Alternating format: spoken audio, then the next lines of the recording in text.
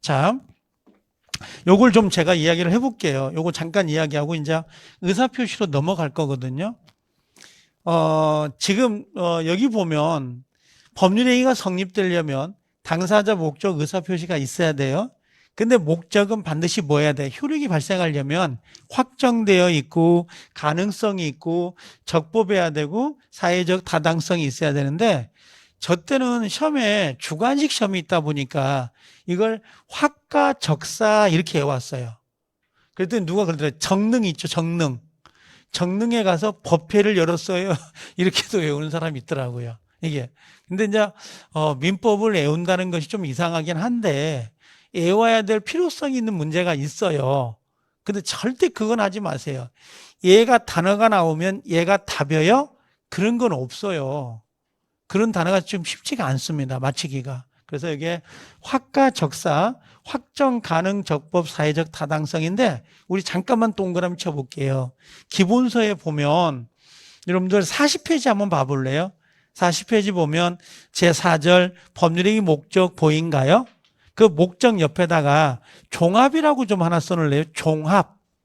종합 문제가 좀 나올 확률이 있어요.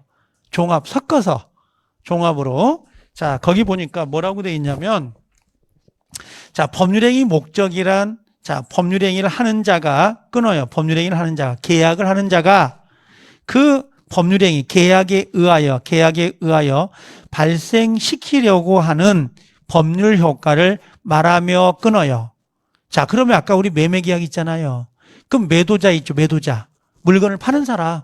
그 사람 왜 물건을 파는 목적이 뭐예요? 목적이 돈을 가지려고 하는 거고 거꾸로 매수자가 왜 매매 계약을 하는 거야? 왜 그 집을 사는 거죠? 집을 가지려는 거. 그게 효과잖아요. 그래서 법률행위 효과가 바로 뭐예요? 법률행위 목적이다. 법률행위 내용이다. 이렇게 보면 돼요. 근데 그 법률행위 목적은 1번 박스에 확정 동그라미 쳐요. 확정.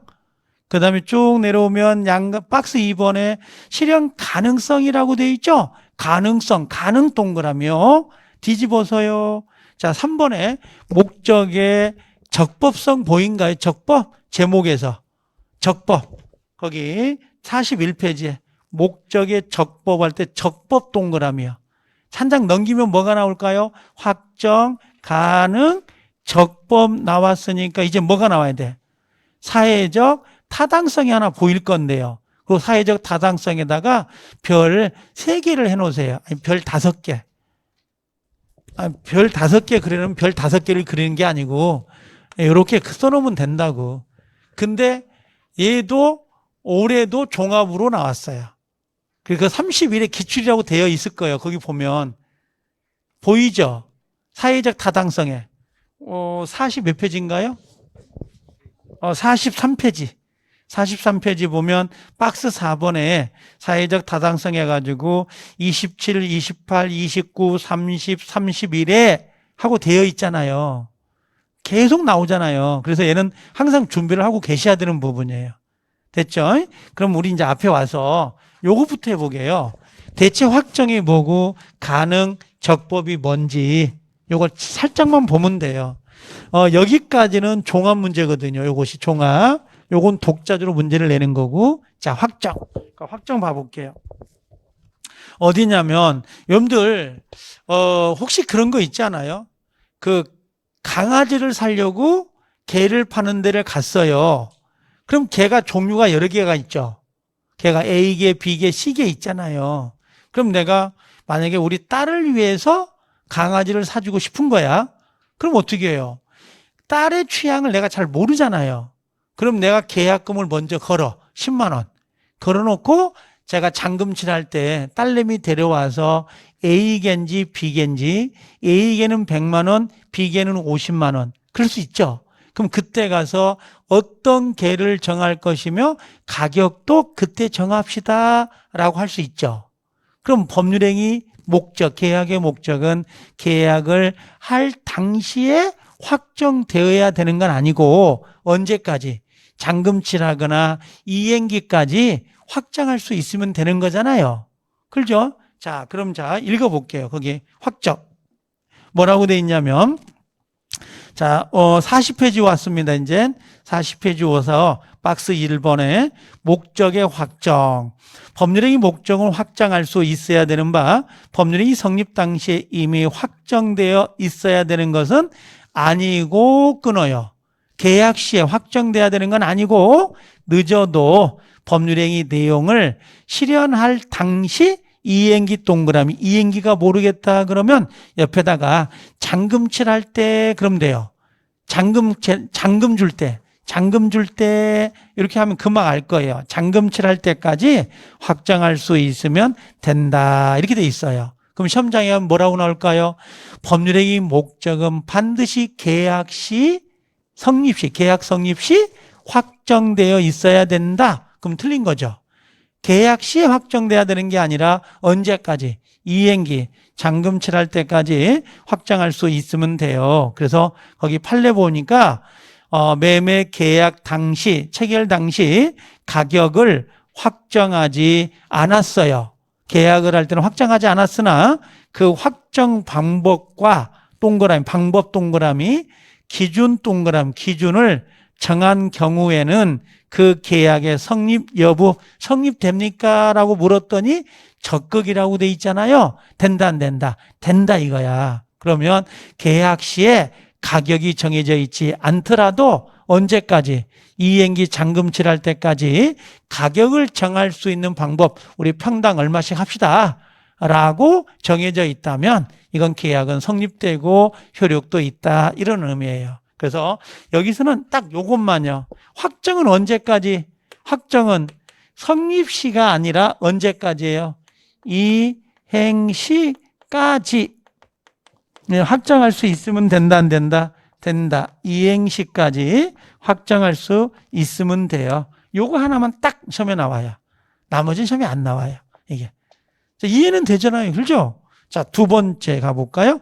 목적의 실현 가능성 보여요? 자, 여러분들 한강에 빠진 다이아몬드 반지 있잖아요. 그렇죠? 그럼 내가 돈 1,000만 원 줄 테니까 한강에 빠진 다이아몬드를 찾아주세요. 그랬더니 찾아주겠다는 거야. 그럼 물리적으로 가능할까요? 못할까요? 앞뒤 맞고 물 품어서 한 10년간 찾으면 찾을 수도 있겠지. 그렇죠? 근데 너무 사회적으로 보면 비현실적이잖아요. 그렇죠? 사회 통념상 불가능하다고 봐야죠. 그렇죠? 계약을 맺더라도, 그래서 계약을 맺더라도 실현 가능성이 있어야 돼요. 실현 가능성. 근데 실현 가능성의 반대가 뭐냐, 반대가. 그게 뭐예요? 불가능. 이걸 줄여가지고 불능 그래요. 불능. 그럼 거기 보면, 자, 의 보이죠? 자, 법률행위 목적은 실현 가능 동그라미, 가능한 것이어야 된다. 끊고요. 목적이 실현 불가능한 경우에 끊어요. 그 법률에는 무효 동그라미, 무효이며 끊어요. 실현 가능 여부는 사회 통념 동그라미, 사회 통념이 누가 봐도 가능성이 있는 것 같아 라고 하는 거 사회 통념에 의해서 정해준다라고 보시면 돼요. 자, 근데 이 가능성을 가지고 문제를 내는 게 아니라 이번에 보니까 불능의 유형 보인가요? 자, 이제 그게 시험인데 제가 요것만 하나 이야기해 드릴게요. 아직은 너무 깊이 들어갈 필요는 없는데 여기 잠깐 봐요. 갑이 집을 가지고 있고 을하고 돈 1억에 매매 계약을 맺을 건데요. 보통 매매 계약을 어떻게 해요? 5월 1일 날 계약을 해요. 원래 1월 5일로 읽는데 저는 5월 1일로 읽어요. 편하기 위해서 5월 1일 계약을 했죠. 근데 이게 성립해서 계약 성립시고 그리고 이렇게 6월 1일 날 잔금 치라고 집을 넘기자라고 약속을 한 거야. 이게 이행기죠. 이게 성립시. 근데 문제는 요 집 있잖아요. 요 집이 언제 없어진 거예요? 5월 1일 계약하기 전에 요 집이 여기서 소실이 됐어요. 화재로 소실돼 가지고 그걸 모르고 갑과 을이 계약을 맺은 거야. 어떻게 자기 집이 없어졌는데 그걸 모를 수 있어요 라고 할 수 있지만 양평이나 가평에 별장이라고 생각해 보세요. 숲속 깊숙이에 별장이 있었는데 무슨 자연발화? 뭔가 이렇게 발화가 돼가지고 불나버린 거야. 근데 그걸 모르고 매도자가 매수자하고 계약을 맺은 거지. 그럼 계약을 하기 전에 계약은 성립이 됐죠. 계약은 됐는데 그 전에 뭐가 없는 거예요? 목적물이 소실되고 없는 거예요. 이게 아예 집이. 이걸 모르고 계약했다. 이걸 원시적 불능이다 그래. 원시라는 말이 뭐냐면 다른 말로 바꾸면 처음부터 불가능하다 이런 의미예요. 그러면 계약은 됐지만 계약 체결 전에 목적물이 소실되고 없는 상태를 원시적 불능 이렇게 불러요. 원시적. 앞으로 많이 쓸 거고. 두 번째, 계약을 할 때는 요 집이 있었어요. 계약 시에는. 근데 잔금치라고 이행하기 전에 요 사이에서 소실이 될 수 있어요, 없어요? 있죠. 계약을 했는데 지진이 나가지고 푹썩 주저앉았다든지, 계약한 이후에 천재지변 등으로 인하여 물난리로 휩쓸려 갔다든지, 아니면 계약한 다음에 매도자가 라면 끓여 먹다가 홀라당 태워버릴 수도 있고요. 그럼 계약 이후에 불가능하게 된 거잖아요. 이걸 우리가 뭐라 그래? 계약 후에 불가능하다. 이걸 후발적 불능 이렇게 불러요. 후발적 불능. 그러면 원시적 불능, 후발적 불능 요것만 구별을 해 주시라는 거야. 여러분들 지금 현재 이것만 정확히 구별해도요, 정말 얹어갈 게 많아요. 이것도 구별 안 하고 오신 분도 많거든. 이게 여러분들은 단기 기억이 짧아요. 장기는 말할 필요도 없고 오래 기억을 못 해요. 내일 다음 주 오잖아요. 이걸 배웠나요? 그런다고요. 이게 정말로. 그래서 원시적 불능, 후발적 불능 요것만 구별할 수 있어도 돼요. 원시적 불능은 계약 체결 전에 이미 없어져 버린데 그걸 모르고 계약한 거야. 후발적 불능은 계약을 할 때는 이행이 가능했는데 그 이후에 중간에 소실돼 버린 거, 이런 것들을 우리가 후발적 불능 이렇게 부른다고요. 그래서 원시적 불능, 후발적 불능. 자, 나중에 이제 이걸 외우게 될 거예요. 원무계담이라고 외우거든요. 일단 요거 두 개만 구별할 수 있으면 될 것 같아요. 그래서 거기 밑에 보니까 개념 나오잖아요. 원시적 불능, 후발적 불능 보이죠? 이게 나중에 써먹을 때가 많아요. 자, 1번에 개념. 법률행위 성립 당시부터 끊어요. 이미자 동그라미, 이미 법률행위 목적이 실현 불가능한 것이라면 얘를 뭐라고 불러요? 원시적 동그라미. 그러니까 계약 시부터 불가능하다. 원시적 불능이고 끊어요. 법률행위 성립 당시에는 가능했어요. 계약 시에는 가능하였으나 끊어요. 이행하기 전에 실현 불가능하게 되었다면 얘를 뭐라 그래? 후발적 동그라미 불능이라 한다. 원시적 불능은 계약 전에 이미 소실된 거고, 후발적 불능은 계약할 때는 실현 가능성이 있었지만 그 이후에 불가능하게 된 거죠. 구별할 수 있겠어요? 이거 앞으로 많이 써먹어요. 원시적 불능, 후발적 불능은 정말 많이 써먹는 단어입니다. 그 정도만 기억하시면 될 것 같고, 뒤에 넘겨보면 동그라미 2번에 원시적 불능의 효과, 동그라미 3번에 후발적 불능의 효과 나오죠? 이건 아직 읽을 때가 아니에요. 좀 연결해야 돼요. 이건요. 그 다음에 양가로 2번에 보니까 전부 불능, 일부 불능 보여요? 그럼 전부 불능이 뭘까? 방이 3칸이었는데 방 3칸이 모두 타버린 거야. 그럼 전부 이행할 수 없잖아요. 근데 방 3칸인데 한 칸만 소실되고 2칸이 남아있는 거지. 그럼 뭐겠어요? 일부 불능. 그렇게 생각하면 돼요. 전부 불능, 일부 불능. 그 의미 부여를 할 때게. 근데 시험에 나와요? 안 나와요? 이건요. 원시적 불능, 후발적 불능이 나오지. 시험은요. 자, 그 다음에 세 번째 목적에 적법이란 말 보인가요? 자, 적법을 좀 이야기를 해볼게요. 자, 적법은 여기 오는 거예요. 지금 여기요. 적법이 여기 적법인데, 여러분들 우리 민법은, 아니, 우리나라가 법치국가예요.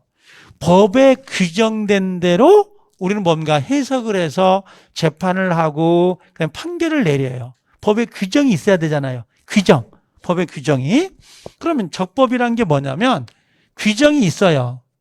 법의 규정이. 그럼 법의 규정이 있는데 이 규정이 두 개로 구별이 돼요. 두 개로 나눠볼게요. 하나가 뭐냐 그랬더니 강행 규정이라는 게 있어요. 느낌이 좀 세지 않아요? 강행. 근데 또 하나가 뭐가 있냐면 이무 규정이 있어요. 자, 강행 규정과 이무 규정을 구별하지 말고요. 뜻만 기억해 주세요. 강행 규정은 느낌에 반드시 지켜야 되는 규정 같지 않아요? 반드시 지켜야 되는 거고, 이무 규정은 지켜도 되고 안 지켜도 될 것 같은 느낌. 그러니까 강행 규정을 우리가 전문용어로 이렇게 이야기를 해요. 선량한 풍속, 기타 사회 질서에 위반되지 않는 규정. 그러니까 사회 질서와 관계에 있는 규정이라 그래요. 그럼 사회 질서를 문란하게 하면 안 되거든요. 그래서 이걸 강행, 반드시 지켜라. 근데 이무 규정은 사회 질서와 관계가 없는 규정. 요건 이무 규정이에요. 그러면 자, 요걸 나눠 볼게요. 강행 규정을 만약에 당사자가 위반하잖아요. 위반하더라도 얘는 유효 무효. 강행 규정을 위반하면 유효 무효? 얘는 무효가 돼요. 근데 거꾸로 이무 규정을 위반하면 어떻게 돼요? 위반하더라도 얘는 유효예요. 그래서 강행 규정, 이무 규정 이렇게 구별이 돼요. 강행 규정, 이무 규정. 자, 그런데 이걸 가지고 설명하면 이렇게 생각해 볼게요. 강행 규정을 가져와 볼게요. 요거 하나만 조심하면 되거든요. 강행 규정 안에는 두 개로 구별이 돼요. 두 개가 있어요. 내용이. 하나가 뭡니까? 그랬더니 효력 규정이라는 게 하나 있고 또 하나가 단속 규정이라는 게 있어요. 이렇게. 그럼 우리가 보통 일반적으로 강행 규정 그러면 요 강행 규정은 효력 규정을 보통 이야기를 해요. 그럼 효력 규정은 요게 위반이 되잖아요. 여기서 궁금해하지 마세요. 어떤 놈이 효력 규정이고 어떤 놈이 단속 규정이지? 그럼 궁금해하지 말라고. 그냥 강행 규정이 효력 규정인데 효력 규정을 위반하면 얘는 무효가 되고요. 단속 규정은 위반이 되더라도 얘는 유효예요. 단지 과태료 같은 게 처벌이 들어갈 수는 있어요. 이렇게. 그럼 여러분들 혹시 내가 물어볼게. 사람을 죽이면 안 돼요. 어딜까? 효력 규정이겠지.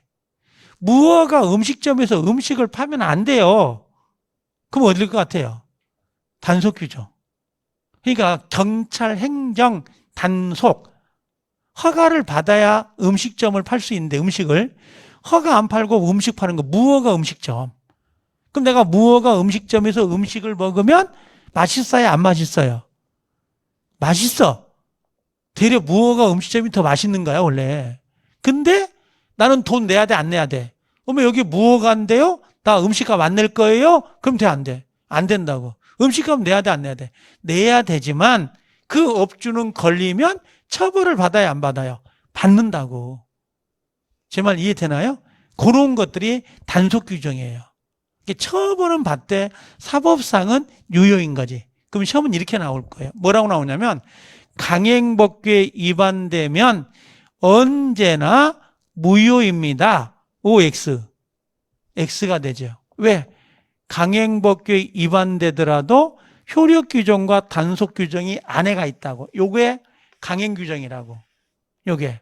그러면 효력 규정은 무효가 되고 단속 규정은 유효잖아요. 그러면 강행법규 위반됐다고 해서 언제나 모두 무효이다. 그럼 돼? 안 돼? 안 된다 이 말이지. 그런 논리라고. 시험은 그렇게 나오니까 이게. 그래서 강행 규정, 효력 규정, 단속 규정 이렇게 두 개로 나눠가지고 효력 규정을 위반하면 무효, 단속 규정을 위반하면 유효. 이렇게 정리를 하셔야 된다고. 그럼 나중에 이제 여기 해당되는 것들이 나오거든요. 여러분 잘 모르는 중간 생략 등기 같은 경우라든지 아까 무허가 음식점, 여러분들 전매 제한 들어본 적이 있어요? 전매 제한? 아파트 5년간 전매 제한. 이런 것들은 전부 다 단속 규정에 해당이 돼서 전매 제한을 위반해서 매매가 이루어졌다 하더라도 유효예요. 그 계약은 유효이지만 과태료가 부과되지. 엄청나게 세게 세금이 그렇게 처벌을 하긴 해요. 그래서 요 두 가지만 좀 잊어먹지 않으면 돼요. 자, 우리 한번 봐봐요. 교과서에 목적의 적법성 보인가요? 41페이지에. 자, 의 한번 봐볼게요. 법률행위 내용은 되어 있죠? 모르겠다. 그럼 뭐로 읽어라? 계약의 내용은, 계약은 둘이 하잖아요. 근데 뭐 해야 돼? 적법하여야 합니다. 적법해야 된다. 끊어요. 따라서 41페이지 하단부요. 따라서 사회 질서에 관계가 있는 규정, 즉 강행법규에 반하는 내용의 법률행위는 무효 동그라미, 무효라고 할 것이다. 이와는 달리 사회 질서와 관계가 없다라고 돼 있죠. 사회 질서와 관계가 없는 규정을 뭐라고 불러요? 의무 규정이라 하는데, 이는 당사자의 의사에 의해서 그 적용을 배제 동그라미 할 수 있는 규정인데요. 밑에다가 위반하더라도 유효 이렇게 쓰면 돼요. 위반하더라도 유효. 그러면 강행법규를 위반하면 무효, 의무법규를 위반하면 유효, 그런 개념이에요. 다만 넘겨볼게요. 한 장 이제 뒤로 넘겼더니 뭐라고 나와요? 이제 거기에 강행규정 보여요? 그렇죠? 강행규정 바로 나오죠?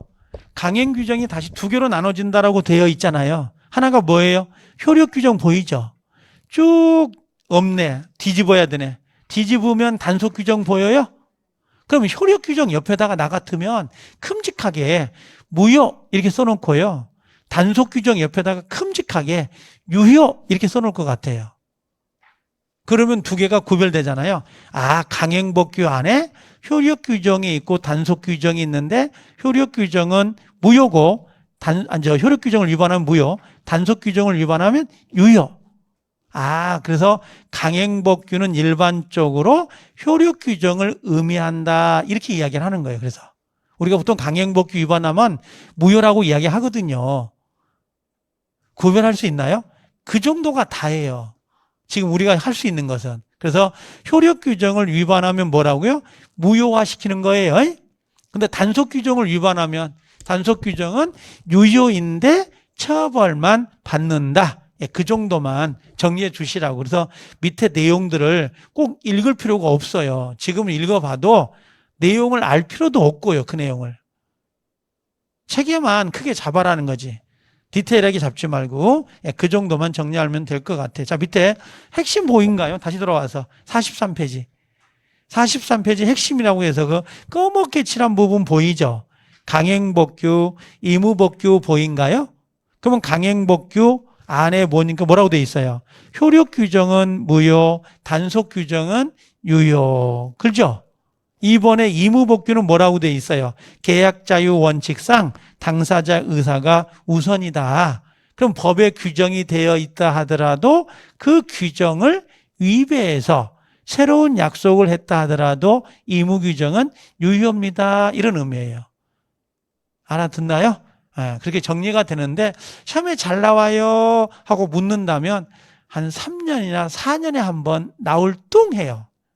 근데 이 체계를 나눠 놓으면 앞으로 우리가 그럴 거거든요. 계약법에 가면 요건 의무 규정이에요. 이건 강행 규정이에요. 이런 말 쓸 때가 있어요. 근데 물권법은 거의 99%가 강행 규정이 많고 우리 계약법은 99%가 의무 규정이 많아요. 계약 자유 원칙상. 그래서 강행법규와 의무 규정을 따로 구별해서 외우는 거 아니에요. 이게. 자, 그냥 그렇다라는 것만 생각하면 되고. 자, 한번 이야기해 볼게요. 이제 밑에 사회적 타당성 보인가요? 자, 요거 한번 이야기해 볼게요. 자, 요거 마지막 요거예요. 확정은 언제까지만? 이행기까지만. 그다음에 가능성 있어야 되죠. 가능성이 없는 걸 뭐라 그래? 불가능. 불능은 두 가지로 나눠졌죠. 하나가 뭐야? 계약을 체결하기 전에 이미 소실됐는데 그걸 모르고 계약한 거. 원시적. 불능. 그다음에 계약을 할 때는 가능했었죠. 그 이후에 뭐라고요? 불가능하게 돼버린 거야. 그걸 뭐라고요? 후발적 불능. 원시적 불능, 후발적 불능.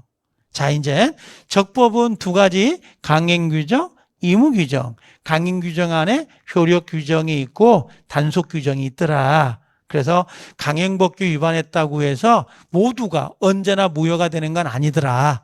효력 규정은 무효지만 단속 규정, 무효가 음식점. 여러분들 초등학교 앞에 옛날에 떡볶이 같은 거 이렇게 팔고 그러지 않았어요? 차 지나가면 무옇게 먼지 쌓이고 그래도 맛있다고 학교 끝나면 쪽쪽 빨고 나왔잖아요. 안 그랬나? 그죠?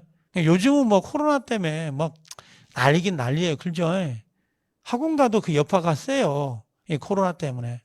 근데 내년 그 개발자 그러던데 내년 하반기 때는 일상생활을 즐길 수 있을 거라고 그렇게 이야기하더라고요.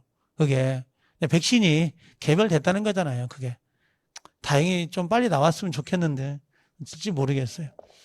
근데 그 아이러니하게 어제도 한 명인가 돌아가셨잖아요. 코로나 여파로 뭐 돌아가시고 나오지만 엊그제 보니까 그거 있던데 코로나로 1년간 돌아가신 분이 500명이 안 되는데 산업재해로 돌아가신 분은 2,000명이 넘는다고.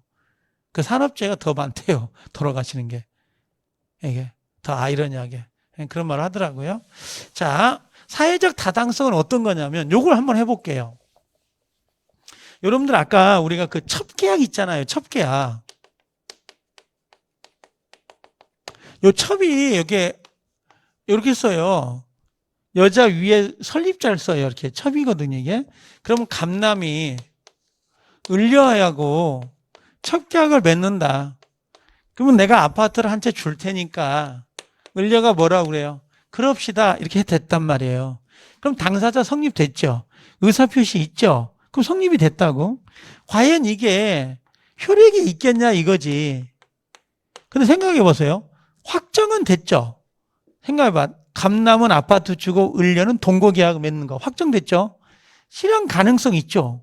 아파트 주고 뭐 동거계약 맺는 거 되잖아요. 근데 적법성을 따져봐요. 우리나라에 민법전에 첩계약을 맺으면 무효입니다. 이런 규정이 없어요. 정말로. 도박 장소를 개장하면 무효입니다.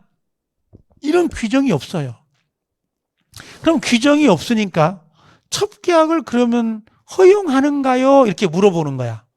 안 되지 그러면. 그래서 요 아우러질 수 있는 포괄적 규정을 뒀어요. 그 포괄적 규정이 뭐냐면 요거예요.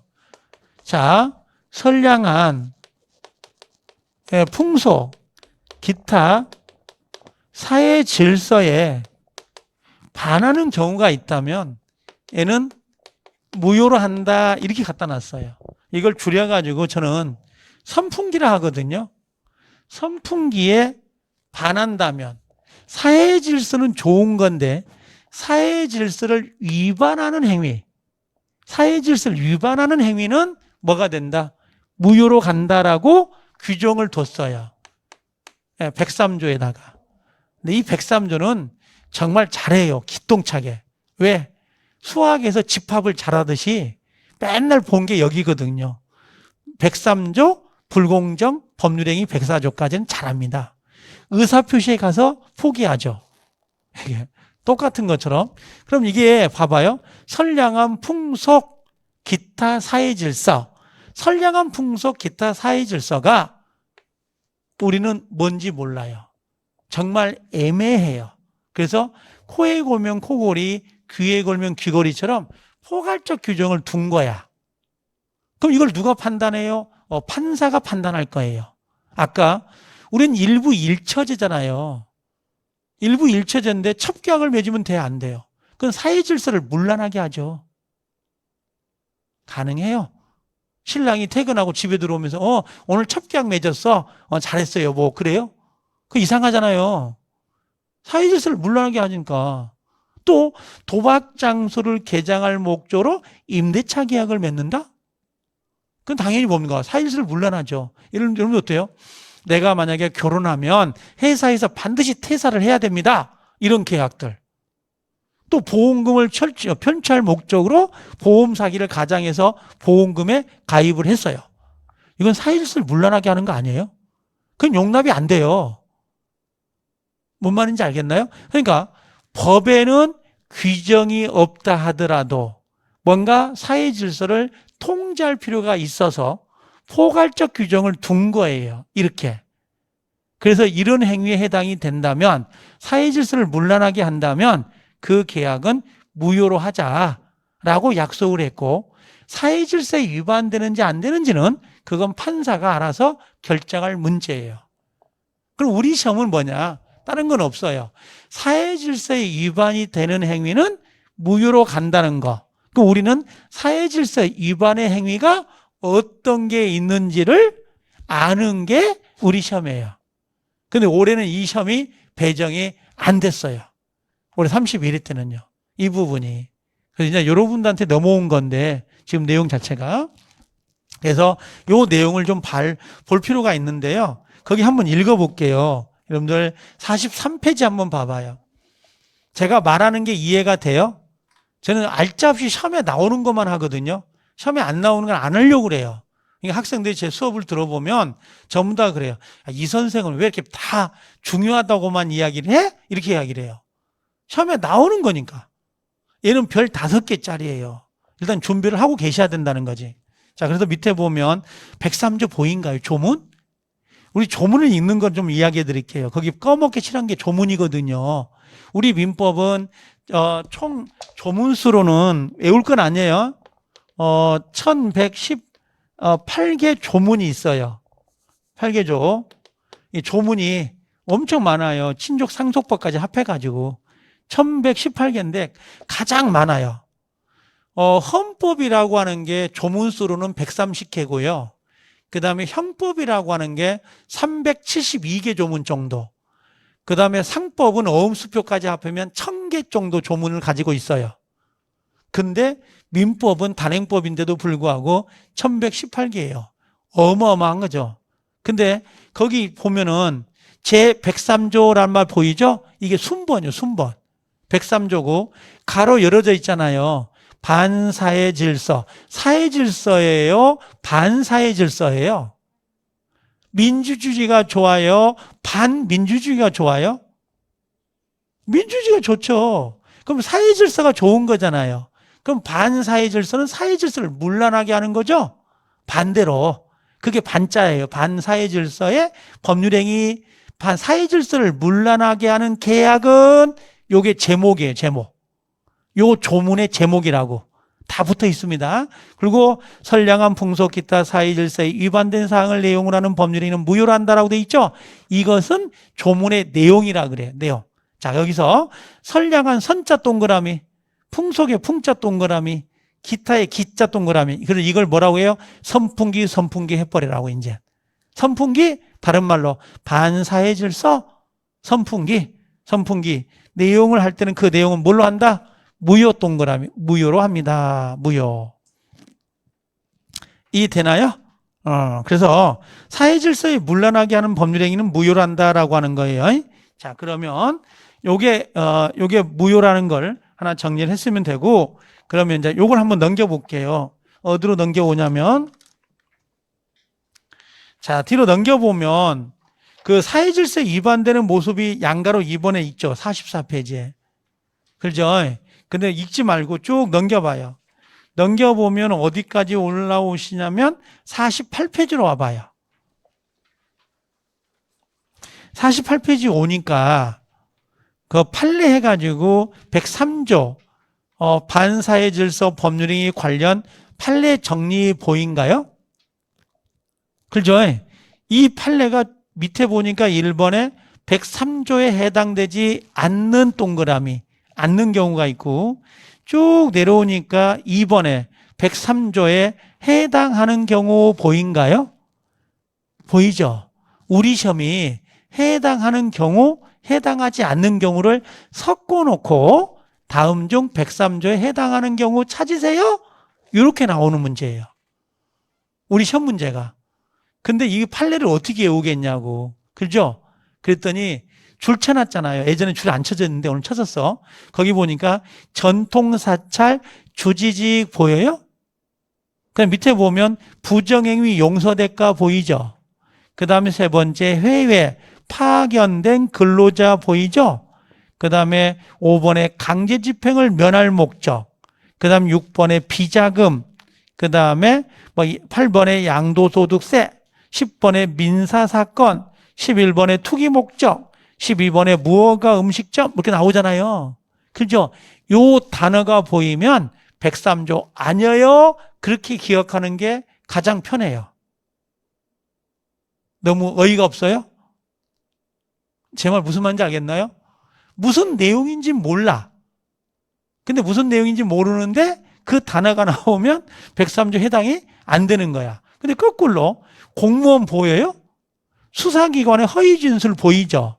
그 다음에 4번에 행정기관의 진정서 제출, 그 다음에 5번에도 보험금을 부정 취득하는 거. 그럼 올라가 보면 변호사 아닌 자가, 그 다음에 7번에 고율의 이자 제한법, 그 다음에 8번에 적극적 기망, 그럼 9번에 절대 이혼하지 않겠다, 10번에 윤락행위, 11번에 형사사건, 12번에 과도한 위약벌 보여요? 이런 단어가 나오면 이건 103조 해당이 된다. 그래서 무효다. 이렇게 기억하는 거예요. 우리 시험은 정말 단순해요. 해당되느냐, 해당되지 않느냐. 이걸 물어보는데, 자, 이거보다, 자, 이제 이건 나중에 외울 거거든요.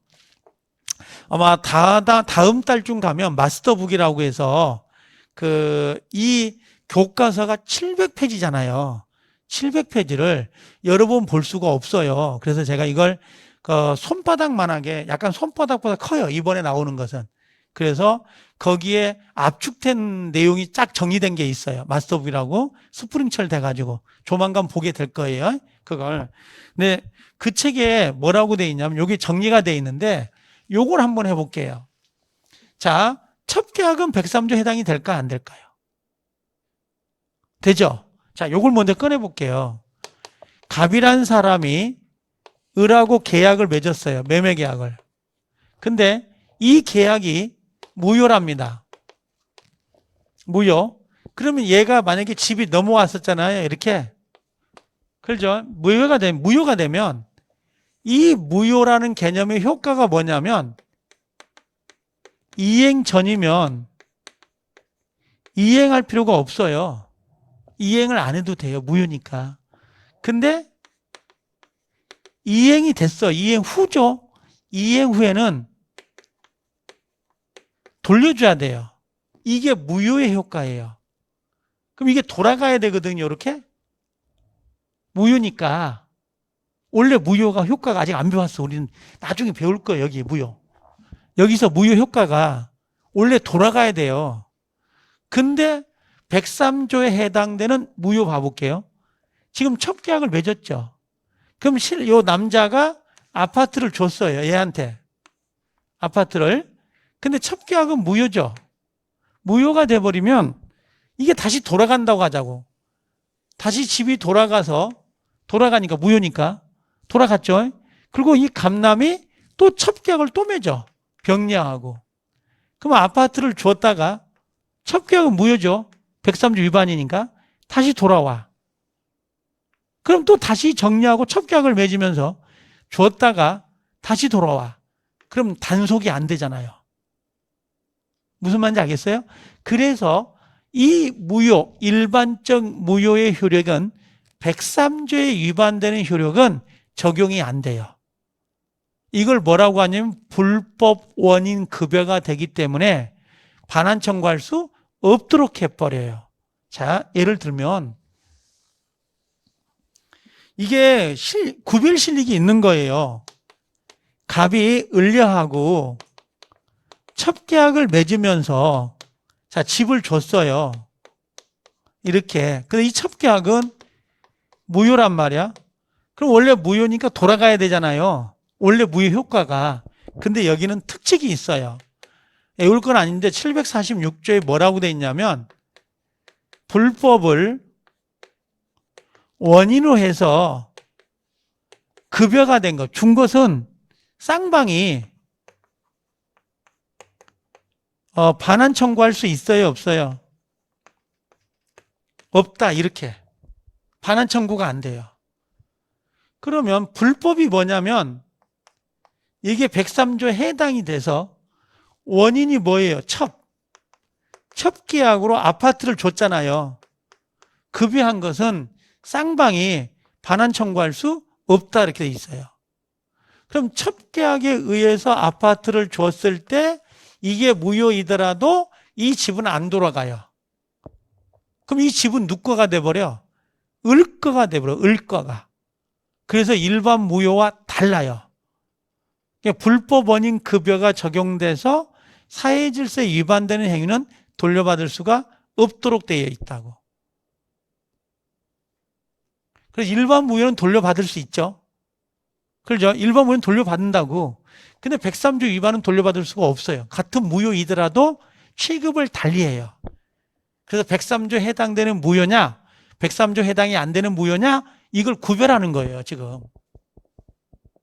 그래야 단속이 되니까, 이게. 여러분들, 우리가 예를 들면 마카오 같은 데 놀러 가서 도박 장소 땡기잖아, 이렇게. 땡기다 보면 친구한테 한 100만 원 빌려요. 도박빚은 빚도 아니다란 말 들어본 적이 있죠. 그럼 나중에 서울에 들어와가지고, 야, 너 그 도박 자금 빌려간 거 100만 원 있지? 내놔? 그럼 뭐라고 그러겠어요? 이게 103조 위반이 돼서 난 너에게 줄 필요 없어. 이렇게 돼버린다고. 그래서 103조 해당이 돼서 무효가 된 거. 사회질서에 위반이 돼서 요 무효가 된 행위는 이게 불법 원인 급여가 적용이 돼서 반환 청구가 돼야 안 돼요. 안 돼. 이게 아주 중요해요. 반환 청구가 안 된다는 거. 이 부분이. 좀 어렵나요? 아직은 무효라는 개념을 정확히 모르니까 그래요. 무효는 돌려받는 거예요, 원래. 근데 얘는 103조 위반을 원인으로 해서 무효가 된 것은 돌려받질 못해요. 왜냐하면 돌려받아버리면 단속이 안 되기 때문에. 단속이. 아까 첫 계약 맺으면서 줬다가 무효요. 돌려받아. 그럼 다시 또 다른 여자하고 줬다가 다시 돌려받아. 그럼 단속이 되겠냐고. 도박자금 빌려준 건 103조 위반이거든요. 돌려받지 못하도록 해야 안 빌려줄 거 아니야. 앞으로. 그래서 돌려받지 못하도록 딱 고정을 시켜놔버린 거예요. 103조는.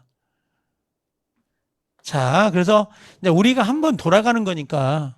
자, 그래서 여기까지가 기본적으로 법률행위예요. 내용 자체가.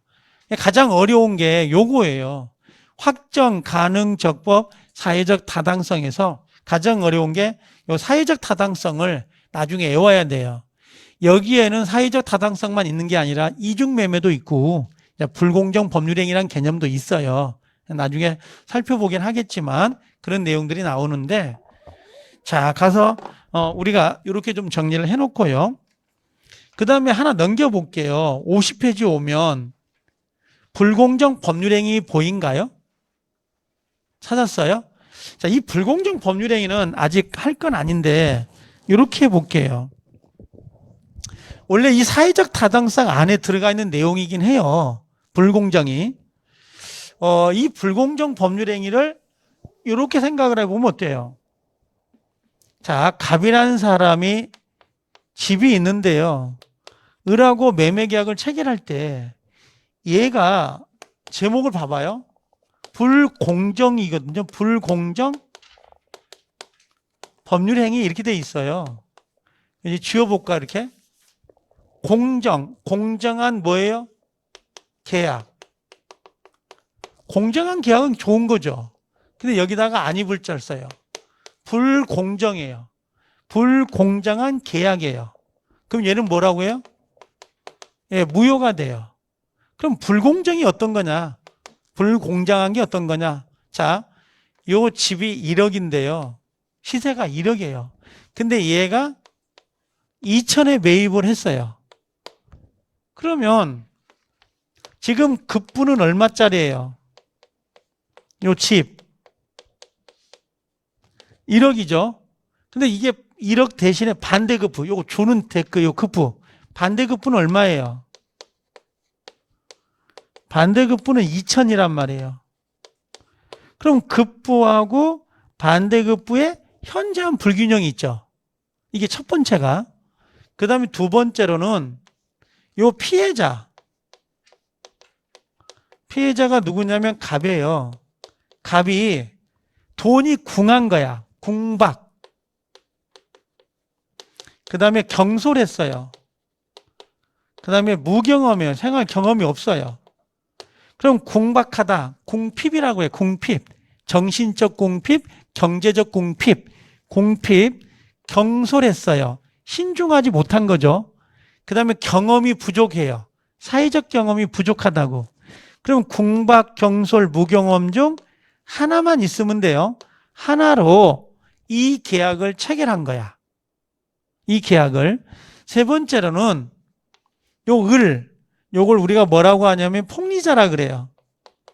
폭리자, 폭리를 취한 사람. 여러분들 산주에서 배춧값은 100원인데 가락동 시장에서는 1,000원이더라. 한 포기당. 그럼 엄청난 폭리를 취한다 그러지 않아요? 그게 불공정해요. 이게.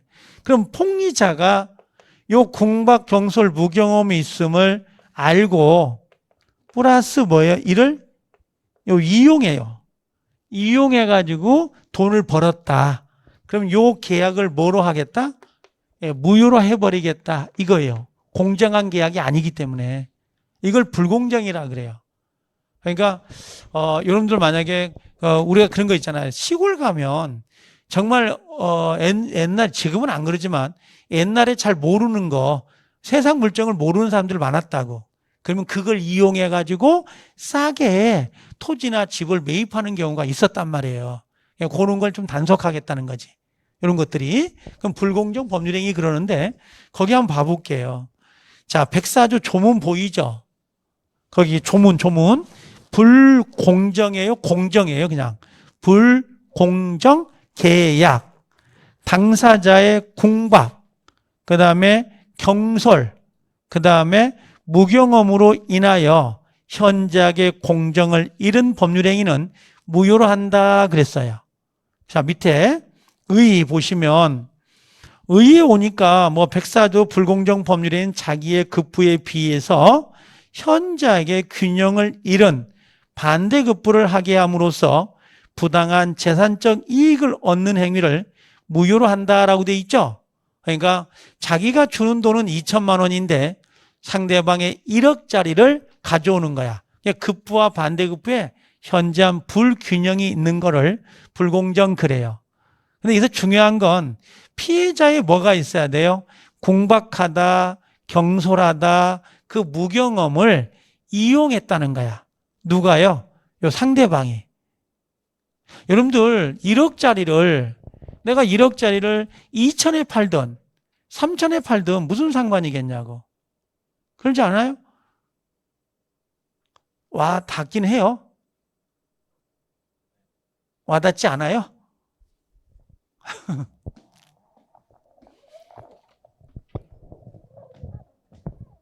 아니 계약은 공정해야 돼요.